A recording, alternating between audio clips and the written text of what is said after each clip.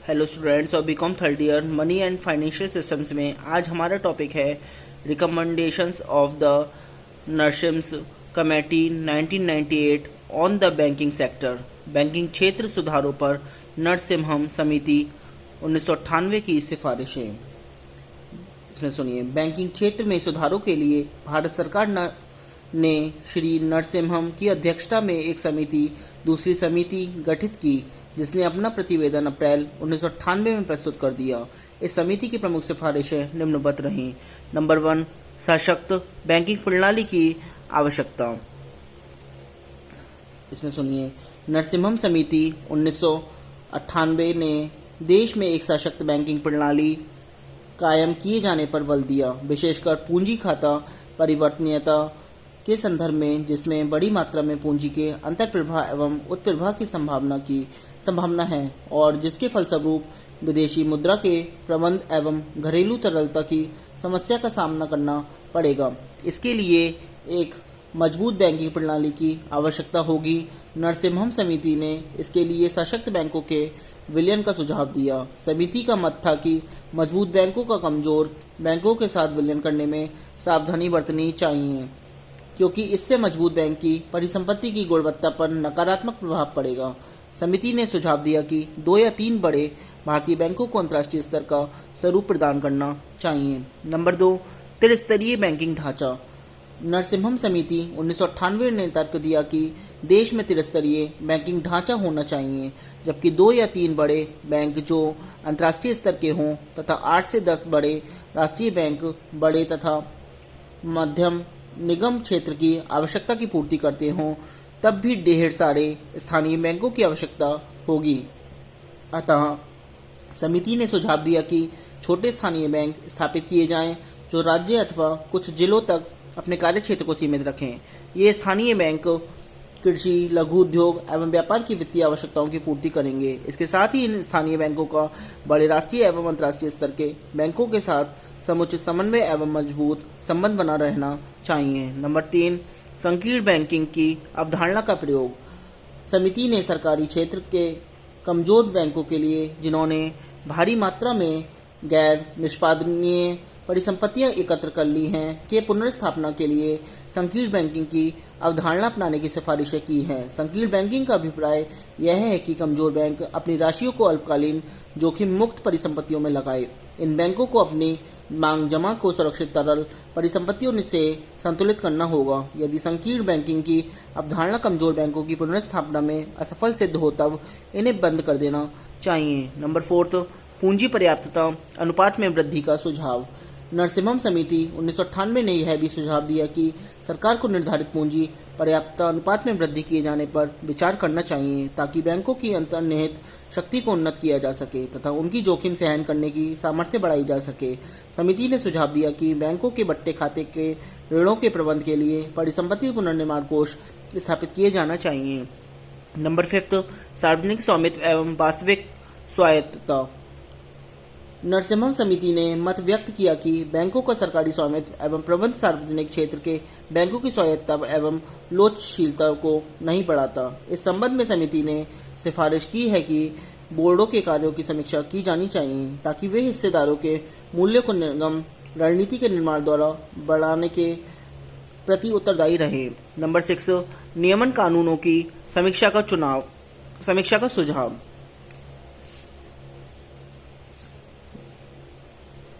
नरसिम्हम समिति ने भारतीय रिजर्व बैंक विनिमय एक्ट, भारतीय स्टेट बैंक एक्ट की त्वरित समीक्षा करने की सिफारिश की, ताकि इन कानूनों को देश के बैंकिंग क्षेत्र की वर्तमान आवश्यकताओं के अनुरूप बनाया जा सके। नरसिम्हम समिति 1998 ने भारतीय रिजर्व बैंक के वित्तीय पर्यवेक्षण बोर्ड के लिए स्वायत्तता और भारतीय रिजर्व बैंक के विनियामक एवं पर्यवेक्षक कार्यों को पृथक करने की आवश्यकता पर विचार किया।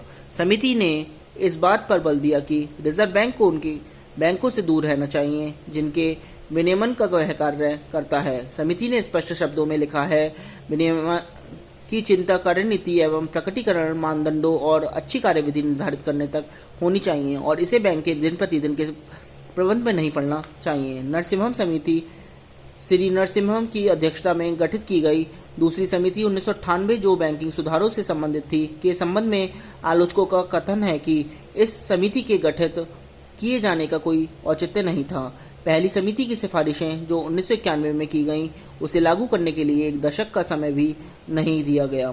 इस समिति के प्रतिवेदन में इक्का दुक्का सिफारिशों को छोड़कर जो सशक्त बैंकों के कमजोर बैंकों के विलयन से संबंधित है, अन्य सिफारिशें लगभग वही हैं जो पहली समिति की रिपोर्ट में थी। स्पष्टतः बैंकिंग क्षेत्र सुधार पर नरसिम्हम समिति का गठन किया जाना वित्त मंत्रालय के बैंकिंग विभाग के दिमाग की उपज है। उल्लेखनीय है कि नरसिम्हम समिति 1991 ने वित्त मंत्रालय के बैंकिंग विभाग को बंद करने की सिफारिश की थी, क्योंकि इस विभाग के पास कोई अर्थपूर्ण काम नहीं है और बैंकिंग प्रणाली संबंधी सभी मामलों के लिए केवल एक ही प्राधिकार अर्थात भारतीय रिजर्व बैंक होना चाहिए। स्पष्टतया वित्त मंत्रालय ने समिति की यह सिफारिश स्वीकार नहीं की। इसके अतिरिक्त समिति ने कुछ अन्य सिफारिशें भी की हैं जो बैंकों में कंप्यूटरीकृत का विस्तार करने, बैंकों को अधिक व्यावसायिक बनाने, बैंकों को राजनीति से मुक्त रखने, बैंकों में नियुक्ति कर्मचारियों की संख्या आदि होने पर स्वैच्छिक सेवानिवृत्ति योजना लागू करने, कर्मचारियों के प्रशिक्षण तथा वेतन नीतियां आदि से संबंधित हैं। विकास वित्त संस्थानों पर H. खान कार्यदल की रिपोर्ट में भारतीय रिजर्व बैंक ने विकास वित्त संस्थानों तथा बैंकों के कार्यों में समन्वय प्राप्त करने के उद्देश्य से भारतीय औद्योगिक विकास बैंक के अध्यक्ष S. खान की अध्यक्षता में एक कार्यदल का गठन किया, जिसने अपनी अंतरिम रिपोर्ट अप्रैल 1998 में प्रस्तुत की। खान कार्यदल की मूलभूत कल्पना यह है कि भारत में अब वाणिज्य बैंकिंग एवं विकास बैंकिंग के बीच अंतर समाप्त होता जा रहा प्रतीत होता है। अतः आवश्यकता इस बात की है कि हम धीरे धीरे सार्वभौम बैंकिंग की ओर प्रगति करें। खान कार्यदल ने इस धारणा को आधार मानकर यह सिफारिश की कि बैंक विकास वित्त संस्थानों को समय के उपरांत बैंकों में परिवर्तित करने की अनुमति प्रदान की जानी चाहिए। इसके लिए उन्हें लाइसेंस प्रदान करना चाहिए। अंतरिम काल में इन संस्थानों को अपने वर्तमान कार्य करने के साथ साथ उन्हें बैंकिंग उपसंघी रखने की अनुमति दी जानी चाहिए। यूनिवर्सल बैंक कोई भी निगमीय ढांचा अपना सकते हैं। अकेली कंपनी, होल्डिंग कंपनी, प्रबंध समिति को किसी भी ढांचे को अपनाने की छूट होनी चाहिए। कार्यदल का कथन है कि केवल अंतः बैंक विलयन पर ही विचार न करके, जैसा कि नरसिम्हम समिति 1991 तथा 1998 ने सुझाव दिया था, एक या अधिक सुदृढ़ बैंक का विकास वित्त संस्थान के साथ विलय पर भी सोचा जाना चाहिए, जिसका आधार सक्षमता एवं लाभदायकता होना चाहिए। संक्रमण काल में जबकि विकास वित्त संस्थान से वाणिज्य बैंकिंग में परिवर्तन हो रहा हो, सरकार भारतीय रिजर्व बैंक को समुचित मात्रा में वित्तीय सहायता प्रदान करनी चाहिए ताकि विकास वित्त संस्थान अपने विकास संबंधी दायित्व को पूरे कर सकें। कार्यदल ने यह मांग की कि बैंकों एवं वित्तीय संस्थानों को ऋण वसूली को सर्वोच्च प्राथमिकता देनी चाहिए। साथ ही कार्यदल ने कहा कि ऋण वसूली कानून 1993 में पर्याप्त सुधार किए जाने की आवश्यकता है।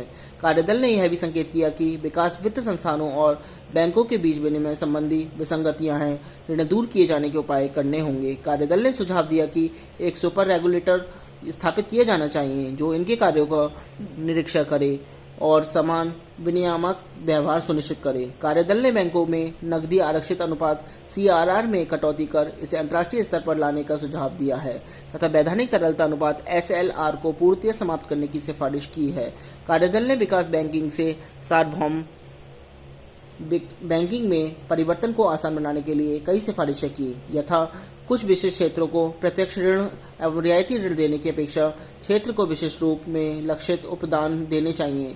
कार्यदल ने प्राथमिकता क्षेत्र को पुनः परिभाषित किए जाने की सिफारिश की है ताकि बैंक ऋण की परिभाषा में से आधारभूत संरचना ऋण को हटाया जा सके, जो कि बैंकों की 40% प्राथमिकता प्राप्त क्षेत्र के परिकलन में प्रयुक्त किए जाते हैं। कार्यदल ने यह भी सुझाव दिया कि राज्य वित्त निगमों में राज्य सरकार का दायित्व 50% से कम कर दिया जाना चाहिए। इसके अतिरिक्त भारतीय औद्योगिक बैंक की राज्य वित्त निगमों में हिस्सा पूंजी भारतीय लघु उद्योग विकास बैंक को हस्तांतरित कर देना चाहिए तथा भारतीय लघु उद्योग विकास बैंक का स्वामित्व रिजर्व बैंक ऑफ इंडिया अथवा भारत सरकार को सौंप दिया जाना चाहिए। नेक्स्ट टॉपिक आता है हमारा इन्फ्लेशन यानी कि मुद्रास्फीति। इसके बारे में सुनिए। भिन्न भिन्न रूप से मुद्रास्फीति की परिभाषा दी गई है। नीचे इसके कुछ उदाहरण दिए गए हैं। मुद्रास्फीति वह स्थिति है जब मुद्रा का परिमाण बढ़ जाता है, बहुत अधिक मुद्रा बहुत कम वस्तुओं का पीछा करती है। मुद्रास्फीति वह स्थिति है जब राष्ट्रीय उत्पत्ति में वृद्धि की दर से अधिक तीव्रता से मुद्रा के परिमाण में वृद्धि होती है। मुद्रास्फीति की दशा में सरकारी बजट में लगातार घाटा रहता है। मुद्रास्फीति वह है जब वस्तुओं और सेवाओं की अतिरिक्त मांग चिरकालिक होती है। उपरोक्त सभी परिभाषाओं में एक आम बात यह है, ये मुद्रास्फीति को इसके कारणों के रूप में व्यक्त करती है। यह दोषपूर्ण है। हैरी जॉनसन ने इसे कीमतों में सतत वृद्धि के रूप में परिभाषित किया है। इसकी डेफिनेशन है एमिली जेम्स के according, inflation is a self perpetuating and irreversible upward movement of price caused by an excess of demand over capacity to supply। इसका मतलब है एमिली जेम्स ने के अनुसार पूर्ति की क्षमता की तुलना में मांग अतिरेक के कारण कीमतों में अपने को बनाए रखने वाली तथा नहीं उलटने वाली वृद्धि को मुद्रास्फीति कहा जाता है। यह परिभाषा ऊपर दी गई परिभाषाओं से कुछ अर्थों में श्रेष्ठ है। मुद्रास्फीति एक गति है, अर्थात किसी विशेष समय में घटने वाली घटना नहीं है। यहाँ मुद्रास्फीति को एक गतिशील प्रक्रिया के रूप में देखा गया है। इस परिभाषा में अन्य परिभाषाओं की तरह मुद्रास्फीति के कारण जैसे मुद्रा की मात्रा में वृद्धि को नहीं बताया गया है। अतिरिक्त मांग में वृद्धि के कुछ भी कारण हो सकते हैं। केवल कीमत वृद्धि को मुद्रास्फीति के रूप में देखा गया। कीमत वृद्धि को मुद्रास्फीति कहने के लिए उसमें दो विशेषताओं का होना आवश्यक है। यह वृद्धि अपने आप को बनाए रखती है तथा उलटती नहीं है। केवल पूर्ति अर्थात वस्तुओं की उपलब्ध पूर्ति के स्थान पर अर्थव्यवस्था की पूर्ति में वृद्धि करने की क्षमता की बात कही गई है। इस तथ्य पर जोर देने के लिए ऐसा कहा गया है, किसी समय मांग के बढ़ने पर उत्पादन में वृद्धि करने की आवश्यकता होती है। यदि अर्थव्यवस्था में उत्पत्ति में वृद्धि करने की क्षमता है तो मुद्रास्फीति का सृजन नहीं होगा। मुद्रास्फीति का उस समय सृजन होगा जब अर्थव्यवस्था में उत्पत्ति में वृद्धि करने की क्षमता नहीं रह जाती है, जैसे पूर्ण रोजगार की स्थिति में। इसलिए केस का कहना है कि पूर्ण रोजगार की स्थिति के बाद ही सही मुद्रास्फीति पैदा होती है। आज के लिए इतना ही, बाकी हम कल बताएंगे। Thank you very much.